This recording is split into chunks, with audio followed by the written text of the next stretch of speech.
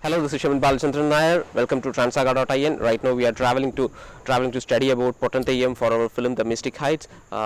This is a beautiful village in Kannur district called Cherutharam. Here we are with a family where 4 brothers have dedicated their life for the art form Theyyam. And this is the temple where they have Potanthayyam as a deity of worship. And today with us we have Surendra Panikar, who is a brother of Ramachandra Panikar, and we will straight away go into the discussion. നമ്മുടെ ഈ നവരസം എന്ന് പറയുന്ന ഒരു concept സാധാരണ classical ആർട്ടുകളിൽ ഉള്ള ഒരു ഇതാണ്. അതേസമയം തെയ്യം പോലൊരു ഫോക്ക് കലാരൂപത്തിൽ ഇത്തരം ഭാവങ്ങളുടെയൊക്കെ ഒരു നമുക്ക് ഐഡന്റിഫൈ ചെയ്യാൻ സാധിക്കും. മുഖഭാവത്തിലുള്ള തെയ്യമുണ്ട്. പിന്നെ ഈ മുഖത്ത് അല്ലാതെ ഈ മുഖപ്പാള വെച്ചാൽ അതിൽ ശരീരഭാഷ കൊണ്ടും പിന്നെ സംസാര ഭാഷ കൊണ്ടും ഈ ഭാവങ്ങൾ, ഈ നവരസ ഭാവങ്ങൾ വരുന്നുണ്ട്. നമ്മുടെ ക്ലാസിക്കൽ കലകളിൽ തന്നെ ഈ സ്ഥായി ഭാവം, എല്ലാ കഥാപാത്രങ്ങൾക്കും ഒരു സ്ഥായി ഭാവവും പിന്നെ വ്യഭിചാരി ഭാവങ്ങളുമാണല്ലോ. അപ്പോൾ അതുപോലെ തന്നെ ഈ തെയ്യം കഥാപാത്രങ്ങളിലും അത്തരം ഓരോ തെയ്യങ്ങളിലും നമുക്ക് വളരെ സ്ട്രോങ് ആയിട്ടുള്ള, നമുക്ക് വളരെ വ്യക്തമായ സ്ഥായി ഭാവങ്ങൾ ഓരോ തെയ്യങ്ങൾക്കും ഉണ്ടാവും. ഇപ്പോൾ ഒരു നമുക്ക് ഉദാഹരണം പറയുകയാണെങ്കിൽ ഇപ്പം ഒരു ഹാസ്യപ്രാധാന്യമുള്ള ഒരു തെയ്യത്തിനൊക്കെ നമുക്കൊരു ഹാസ്യപ്രധാനം എന്ന് പറഞ്ഞാൽ അത് മുഖത്തിലല്ല, ഈ ശരീരഭാഷ കൊണ്ടും സംസാര രീതി കൊണ്ടും പിന്നെ ശൃംഗാര ഭാവത്തിലുള്ളതാണ് ഈ ഗുളികൻ ദൈവം. പിന്നെ ഹാസ്യപ്രധാനമുള്ള ഒരു തെയ്യമാണ് ഗുളികൻ. പിന്നെ അതുപോലെ ഈ ശ്രീഭൂതം, പിന്നെ പനിയൻ, ഈ മാക്കവും മക്കളും എന്നുള്ള ആ തെയ്യങ്ങളിലുള്ള മാവിലാൻ തെയ്യം, അങ്ങനെയുള്ള തെയ്യങ്ങളൊക്കെ ഹാസ്യപ്രധാനത്തിലുള്ളതാണ്. എൻ്റെ ഒരു റിസർച്ച് എന്ന് പറയുന്നത് ട്രാൻസെൻഡന്റലിസം എന്ന് പറയുന്ന ഒരു ഘടകവുമായിട്ട് ബന്ധപ്പെടുത്തി ഒരു പരിവർത്തനം, കഥാപാത്രത്തിനപ്പുറം ഒരു എല്ലാ ഇന്ദ്രിയങ്ങളിലൂടെയും ഒരു കഥാപാത്രത്തിന്റെ ഒരു പരിവർത്തനം, അതാണല്ലോ തെയ്യത്തിൽ നടക്കുന്നത്. അപ്പോൾ അതുകൊണ്ട് തന്നെ നമ്മൾ ഈ തെയ്യം എന്ന് പറയുന്ന കലാരൂപം നമ്മുടെ ഇതിനു വേണ്ടി സെലക്ട് ചെയ്യാൻ കാരണം തന്നെ ഈ ഒരു ട്രാൻസെൻഡൻസ് എന്ന് പറയുന്ന പ്രോസസ്, അതായത് മനുഷ്യനിൽ നിന്നും ദൈവത്തിലേക്ക് ഉള്ള ഒരു വ്യക്തിയുടെ പരിവർത്തനം, അത് വളരെ സ്പഷ്ടമായിട്ട് വരുന്നത്. അപ്പോൾ ഞാൻ ഈ നവരസങ്ങളുടെ കാര്യം ചോദിച്ചാൽ ഏത് കലാരൂപമാണെങ്കിലും, ഇപ്പം നാടകമാണെങ്കിലും സിനിമയാണെങ്കിലും, അവിടെ ഈ നടന്റെ ധർമ്മം എന്ന് പറയുന്നത് ഈ രസഭാവ പകർച്ച തന്നെയാണ്. അപ്പോൾ എല്ലാ ഭാവങ്ങളും നമുക്ക് ഈ തെയ്യം പോലൊരു കലാരൂപത്തിൽ അവതരിപ്പിക്കാൻ സാധിക്കുന്നുണ്ട്. അത് ഈ പരിവർത്തന പ്രക്രിയയിലൂടെ സംഭവിക്കുന്നു എന്ന് പറയുമ്പോൾ തന്നെ ശരിക്കും ഒരു മെഡിറ്റേഷൻ പോലെയാണ്. പിന്നെ അവിടെ മനുഷ്യനില്ല. അപ്പോൾ ഈ ഒരു പ്രക്രിയ സിനിമയിലോട്ട് എങ്ങനെ നമുക്ക് അതിനെ സന്നിവേശിപ്പിക്കാം, അല്ലെങ്കിൽ ഇതാണ് നമ്മുടെ ഒരു പരീക്ഷണം എന്ന് പറയുന്നത്. ഭാവങ്ങൾ ഇത് പറഞ്ഞാൽ ഇപ്പം നമ്മളിപ്പം തെയ്യങ്ങളിൽ ഇപ്പം ഭാവം നമ്മൾ സ്വയം അഭിനയിക്കുകയല്ല ചെയ്യുന്നത്, സ്വയം നമ്മൾ ദൈവമായി മാറുന്ന ഒരവസ്ഥയാണ്. മറ്റുള്ള കഥകളിയായാലും നാടകമായാലും അത് അഭിനയമാണ്. ഇതിപ്പോൾ നമ്മൾ പഠിച്ചതായിരിക്കില്ല അവിടെ അതെ. അപ്പോൾ അവിടെ എന്ന് വെച്ചാൽ നമ്മൾ ആ സമയത്ത് എന്താ നമ്മളെ ദൈവം തോന്നിക്കുന്നത്, ആ ശക്തി തോന്നിക്കുന്നത്, അതാണ് അവിടെ നമ്മളെ ഭാവങ്ങളായിട്ട് വരുന്നത്. വീരപ്രാധാന്യമുള്ള വീര്യപ്രാധാന്യമുള്ള തെയ്യങ്ങൾ എന്ന് പറഞ്ഞാൽ ഇപ്പം കതിപനൂർ വീരൻ, മറ്റുള്ള പടവീരൻ, പിന്നെ അങ്ങനെയുള്ള ആയോധന കലയിലുള്ള വീരന്മാരുടെയും, പിന്നെ അത് മുഖത്ത് മാത്രമല്ല, അത് ശരീര ഭാഷയിലും വീരൻ തന്നെയാണ്. ഈ നാടകങ്ങളുടെ അല്ലെങ്കിൽ പല ക്ലാസിക്കൽ കലകളിലെയും തിയറികൾ പറയുന്ന പോലെ പലതരം ഈ പറയുന്ന ഒരു മെത്തേഡ് ആക്ടിങ് എന്നൊക്കെ പറയുന്നതിനകത്ത് ഈ ശരീരഭാഷ ഒരു മാനിപ്പുലേഷൻ തന്നെയാണ് വരുന്നത്. പക്ഷെ തെയ്യത്തിൽ അത്തരം ഒരു സാമ്പ്രദായികമായ തിയറികൾ ഉണ്ട്, തിയറികൾ ഒക്കെ ഉണ്ട്, ധാരാളമുണ്ട്. ഇതിൽ നിന്ന് എങ്ങനെയാണ് ഇതിന്റെ ഒരു പെർഫോമൻസിന്റെ പഠനം ഏത് രീതിയിലാണ്? അത് പാരമ്പര്യപരമായിട്ട് നമുക്ക് പറഞ്ഞു തരുന്നതാണ്. അച്ഛനായാലും ഏട്ടന്മാരായാലും അങ്ങനെ പാരമ്പര്യമായിട്ട് പിന്നെ ഗ്രന്ഥങ്ങളിലൊക്കെ അത് രേഖപ്പെടുത്തിയിട്ടുണ്ടല്ലോ. അത് റിഹേഴ്സൽ വീട്ടിൽ നിന്ന് നമ്മൾ അങ്ങനെ പ്രാക്ടീസ് ചെയ്യാറുണ്ട്. ഒന്നാമത് ട്രെയിനിങ് എന്ന് പറഞ്ഞാൽ ഇത് നമ്മൾ തെയ്യ സമയത്ത് പിന്നെ മനസ്സിലാക്കുന്ന കാര്യങ്ങളാണ് അധികവും. പിന്നെ കണ്ടറിവുകളും കേട്ടറിവുകളും ആണ് കൂടുതലും. പിന്നെ അത് ഒന്നും കൂടി മേക്കപ്പ് ചെയ്തെടുക്കുകയാണ് വീട്ടിൽ നിന്ന് ചില ദിവസങ്ങളിലൊക്കെ. ആ തെയ്യമുണ്ടെങ്കിൽ അതിൻ്റെ അടയാളം ഞാൻ നേരത്തെ പറഞ്ഞല്ലോ, ഒരു അടയാളം കൊടുക്കുന്നൊരു ചടങ്ങുണ്ട്. അടയാളം വാങ്ങിക്കഴിഞ്ഞാൽ പിന്നെ അതിനുള്ള തയ്യാറെടുപ്പുകളെ. കഥാപാത്രത്തിലേക്കുള്ള ഒരു പരിവർത്തന ഘട്ടത്തിലെ മാനസികാവസ്ഥ അതിനെക്കുറിച്ചൊക്കെ ഒന്ന്. അത് ഞാൻ നേരത്തെ പറഞ്ഞല്ലോ, അതൊരു അഭിനയമല്ല.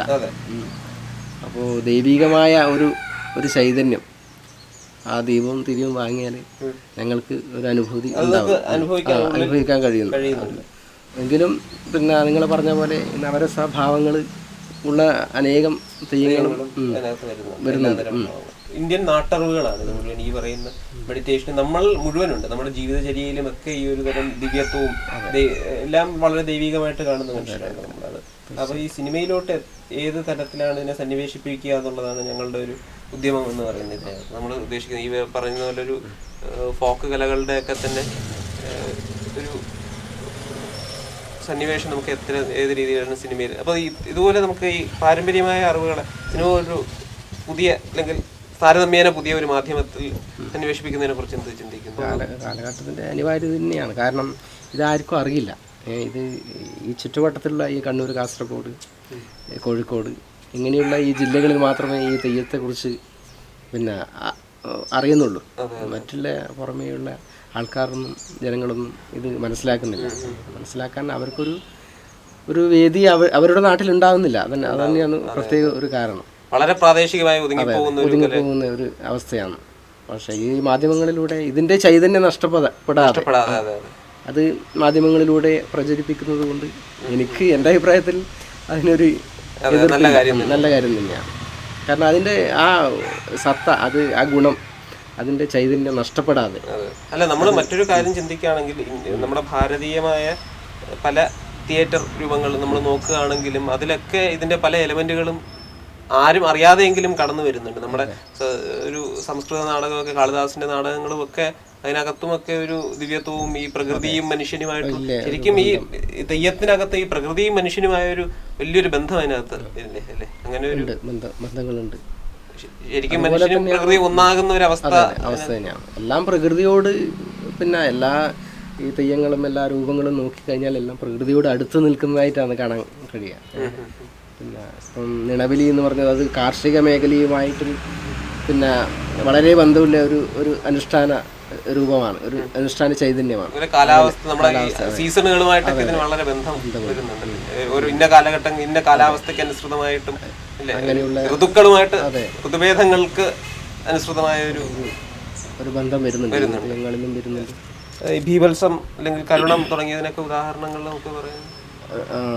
ബീഭത്സം എന്ന് പറഞ്ഞാൽ നമ്മളിപ്പം പിന്നെ ഈ അഗ്നികണ്ഠാകരണം, കരിങ്കുട്ടി ശാസ്ത്രത്തിൽ, പിന്നെ പൂക്കുട്ടി ശാസ്ത്രം, കരിഞ്ചാമുണ്ടി, പരവച്ചാമുണ്ടി, അങ്ങനെയുള്ള തെയ്യങ്ങളിലൊക്കെ ഒരു ബീഭത്സമാണ്. ബീഭത്സ രൂപ ഭാവത്തിലാണുള്ളത്. ഈ നമുക്ക് ഈ പാള മാസ്ക് വരുമ്പോഴത്തേക്കും അത്തരം തെയ്യങ്ങളിൽ എങ്ങനെയാണ് ഈ ഒരു ഭാവവും അല്ലെങ്കിൽ പെർഫോമൻസിന്റെയും അല്ലെങ്കിൽ ഈ മാസ്ക് തന്നെ അതിനെന്താ നമ്മുടെ മലയാളത്തിൽ എന്താണ് പാള തന്നെ ഈ ഒരു കഥാപാത്രത്തെ ഏത് തരത്തിൽ മോൾഡ് ചെയ്യാൻ സഹായിക്കുന്നു? അത് അങ്ങനെയുള്ള ആ തെയ്യങ്ങൾ വരുമ്പോൾ അത് ശരീരഭാഷ കൊണ്ടും ചലനങ്ങൾ കൊണ്ടും പിന്നെ സംസാര രീതി കൊണ്ടും എല്ലാം ആ ഭാവങ്ങളെ, എനിക്ക് തോന്നുന്നു ആ പാളയിൽ തന്നെ ആ ഒരു ഭാവത്തിന്റെ ഒരു അംശം ഉണ്ടാകും.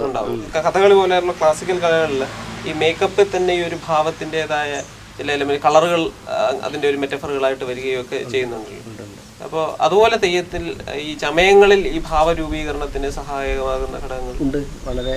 പിന്നെ ഈ മാക്കം എന്ന് പറയുന്ന തെയ്യം, അതിൻ്റെ തോറ്റം, അത് ഈ ചമയങ്ങളിലൂടെ തന്നെയാണ് പിന്നെ വളരെ വ്യത്യസ്തമായ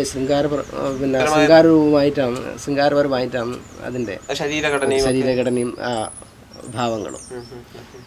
അതുപോലെ തന്നെ ഈ നമ്മളെ ഗുണികന്തറേൻ്റെ വെള്ളാട്ടം, പിന്നെ കുട്ടിശാസ്ത്രൻ്റെ വെള്ളാട്ടം, അങ്ങനെയുള്ള പിന്നെ തെയ്യങ്ങളിലും ഈ ഭാവം അങ്ങനെ വരുന്നുണ്ട്. ഒരു ശൃംഗാര പരമായിട്ട് തന്നെ ഒരു സ്ത്രൈണഭാവം പോലെ. സ്ത്രീ തെയ്യങ്ങളും പുരുഷൻ തന്നെയാണ് കെട്ടാറ്. അതിൽ സ്ത്രീ കെട്ടുന്ന ഏക ഒരു തെയ്യമുണ്ട്, ദേവക്കൂത്ത് എന്ന് പറഞ്ഞത്.